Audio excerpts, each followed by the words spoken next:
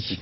3 heures après le dénouement, donc, Charles Pasqua a tenu une conférence de presse au ministère, l'occasion pour le ministre de l'Intérieur d'expliquer la stratégie policière, à savoir identifier le risque, privilégier le dialogue, on l'a vu, mais aussi préparer une intervention en force.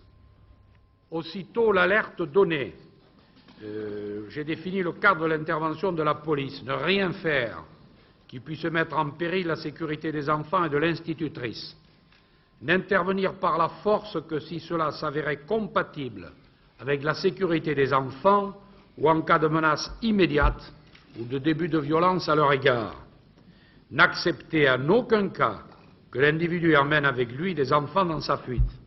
Je voudrais naturellement signaler tout particulièrement et adresser les remerciements du gouvernement et aussi les félicitations du gouvernement à l'institutrice, Madame Laurence Dreyfus, qui dans cette affaire a fait preuve à la fois d'un courage exceptionnel et de qualité professionnelle tout à fait remarquable.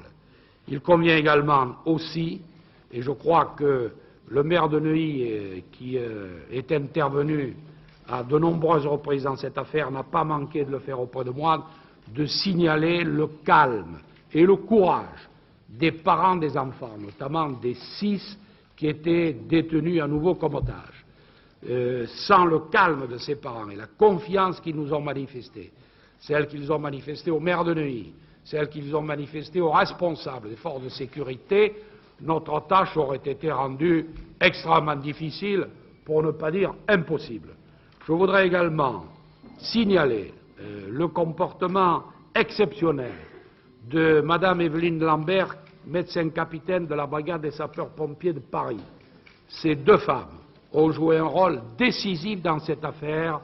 Elles nous ont permis d'intervenir le moment venu dans de bonnes conditions et aussi sans que les enfants, non seulement ne subissent pas de violence, mais je l'espère, qu'il ne reste dans leur esprit aucune trace de cette affaire extrêmement délicate.